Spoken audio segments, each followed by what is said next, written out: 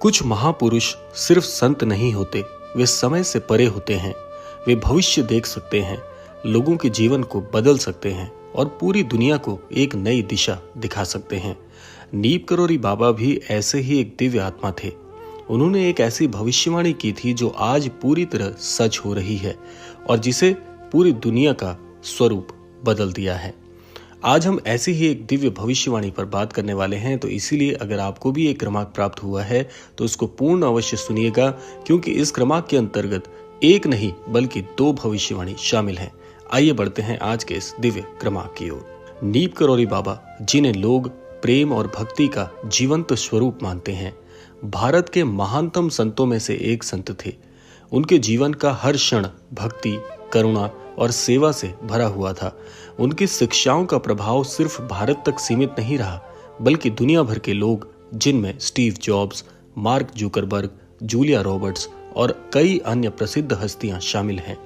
उनके विचारों से बहुत से असंख्य लोग प्रभावित हुए हैं। आइए जानते हैं बाबा की रहस्यमयी भविष्यवाणी के विषय में। बाबा नीप करोरी अपने भक्तों से कहा करते थे कि एक समय ऐसा आएगा जब दुनिया एक अदृश्य शक्ति से आपस में जुड़ जाएगी। उन्होंने कहा था कि यह शक्ति इतनी ताकतवर होगी कि वो हर व्यक्ति की सोच, उसकी जीवन शैली और यहाँ तक कि पूरे विश्व के ज्ञान को प्रभावित करेगी।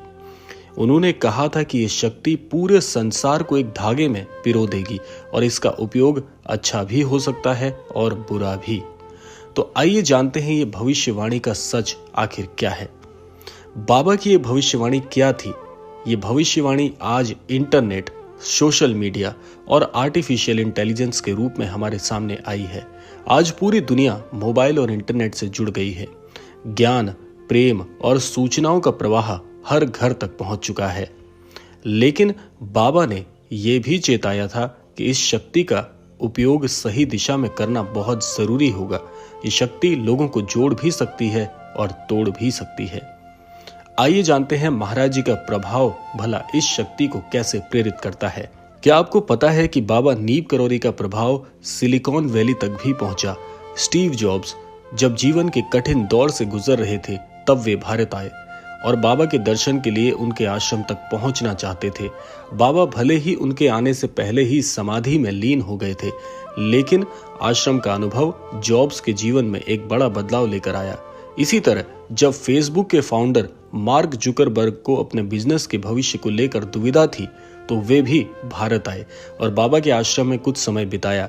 इसके बाद ही उन्होंने फेसबुक को पूरी दुनिया तक पहुंचाने का निर्णय लिया। ये सिर्फ संयोग नहीं था, ये बाबा की ऊर्जा और उनकी भविष्यवाणी का ही प्रभाव था।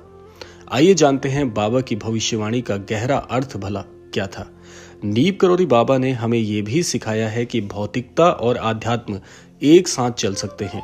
जहां विज्ञान और तकनीक हमारी भौतिक दुनिया को बदल सकते हैं, वहीं आध्यात्म हमें संतुलित भी रखता है। आज इंटरनेट और सोशल मीडिया का ज्ञान एक माध्यम बन गया है अगर हम इनका सही इस्तेमाल करें, लेकिन अगर हम इसका दुरुपयोग करें तो ये मानसिक तनाव और बुराइयों का कारण भी बन सकता है। इसीलिए बाबा की दूसरी भविष्यवाणी सिर्फ एक तकनीकी बदलाव की बात में नहीं थी, बल्कि ये चेतावनी भी थी कि हमें इसका इस्तेमाल बुद्धिमानी और प्रेम के साथ करना चाहिए।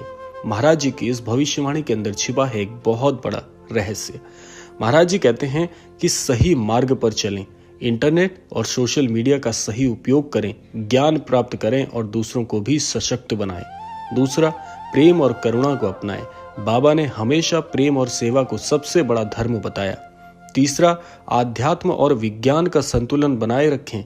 सिर्फ भौतिक सुखों के पीछे ना भागें, आत्मिक शांति भी जरूरी है। चौथा है, सच्चे गुरु की तलाश करें। सच्चा ज्ञान वही है जो आपको आत्मिक उन्नति की ओर लेकर जाता है। इसीलिए बाबा कहते थे, सभी को प्रेम दो, सभी की सेवा करो और किसी से कुछ मत मांगो। आज हमें इसी सीख को अपनाने की जरूरत है। अगर आपको ये लगता है कि आप अपने जीवन में किसी गुरु की तलाश में हैं, तो भले ही आपके पास बहुत सी तकनीक हैं जो कि आपको गुरु के सानिध्य के बराबर ही ज्ञान प्राप्त करा सकती हैं, लेकिन भौतिक रूप से जब तक आपके जीवन में गुरु की आवृत्ति नहीं होगी, तब तक आप अपने जीवन में तरक्की नहीं कर सकते। इसीलिए विज्ञान अपनी जगह और आध्यात्म अपनी जगह है, लेकिन जब इन दोनों का तालमेल हो जाए तो आप देख सकते हैं ये दुनिया बहुत ही रहस्यमयी तरीके से बदल सकती है। महाराज जी इसी ओर इशारा करते हैं कि भले ही आज इंटरनेट, मोबाइल और अन्य उपकरणों के माध्यम से आप दुनिया भर का ज्ञान तो इकट्ठा कर सकते हैं, लेकिन जब तक इसका सही प्रयोग किया जा रहा है तब तक ही आप अपने जीवन में सफल भी हैं, समृद्ध भी हैं और सुखी भी हैं और साथ साथ सुरक्षित भी हैं। लेकिन जिस प्रकार से इस तकनीक की अधिकता बढ़ रही है, जैसे कि हमारे धर्मशास्त्रों में कहा गया है कि किसी भी चीज की अधिकता हमेशा पतन का कारण बनती है, तो महाराज जी की दूसरी चेतावनी यहाँ पर ये इशारा करती है, जिस प्रकार से इस तकनीक की उन्नति बढ़ी है, जिस प्रकार से इस तकनीक का बहुत ही अधिकतम प्रयोग किया जा रहा है, वहीं से उत्पन्नता होती है आर्टिफिशियल इंटेलिजेंस की। और ये आर्टिफिशियल इंटेलिजेंस आगे चलकर बहुत ही अधिकता से प्रयोग होने पर एक दिन पतन का कारण ना बन जाए, क्योंकि हर चीज की अधिकता के अंतर्गत पतन का कारण छिपा होता है। इसीलिए महाराज जी ने हमें चेताया है कि जीवन में जब तक आप किसी भी चीज का सीमित प्रयोग करते हैं, अर्थात जिसका उपभोग जिस सीमा तक होना चाहिए वहां तक करते हैं, तो ही ये आपके लिए बहुत ही उन्नति का कारक बनेगा। लेकिन जब आप इससे अधिकता या इसका अधिकतम प्रयोग करेंगे तो धीरे धीरे ये आपको ही निगलना प्रारंभ कर जाएगा। तो इसीलिए इस चीज का भी ध्यान रखना है कि जीवन में आध्यात्म का सहारा लेना कितना महत्वपूर्ण है, क्योंकि हमारे आध्यात्मिक और धर्मशास्त्रों में बहुत सी चीजें ऐसी बताई गई हैं जो रहस्यमयी तो हैं, लेकिन अगर मस्तिष्क थोड़ा जोर डाला जाए तो आपको इनकी उपयोगिता जीवन में समझ में आती है कि कैसे आप इनका प्रयोग करके अपने जीवन में कामयाब हो सकते हैं। इसीलिए आज भी विज्ञान हमारे आध्यात्मिक तथ्यों पर बहुत ज्यादा बल देता है और किसी भी रूपरेखा को तैयार करने के लिए आध्यात्म और विज्ञान दोनों साथ में मिलकर चलते हैं। क्योंकि आप इस बात का अंदाजा लगा सकते हैं कि हमारे धर्मशास्त्रों में बहुत ही उच्चतम तकनीक का प्रयोग किया गया है, जहां पर हमारे धर्मशास्त्रों में विज्ञान के अंतर्गत ऐसी चीजें बताई गई हैं जो आज विज्ञान साक्ष्य मानकर जिसे साबित करने का प्रयास कर रहा है, वहीं धर्मशास्त्रों में हमारे पहले से उन चीजों का जिक्र और कैसे उन चीजों को प्राप्त किया जा सकता है, यहाँ तक की तकनीक भी उपलब्ध है जो कि आज से कई वर्ष पहले तक उन्नत थी। इसीलिए इस बात को झुटलाया नहीं जा सकता कि केवल विज्ञान ही जीवन में तरक्की करने का प्रमुख कारक हो सकता है।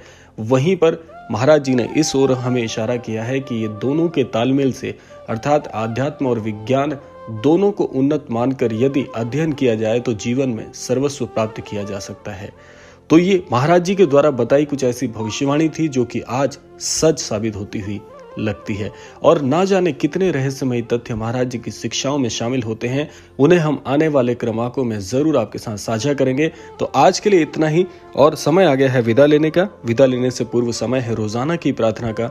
यही प्रार्थना करना चाहूंगा कि श्री महाराज जी सभी को सन्मति और सद्बुद्धि की प्राप्ति कराएं और इस संपूर्ण सृष्टि का, इस संपूर्ण लोक का कल्याण हो। इसी कामना के साथ विदा लेते हैं। मिलते हैं अगले क्रमांक में। तब तक के लिए जय श्री राम, जय गुरुदेव, जय उत्तराखंड।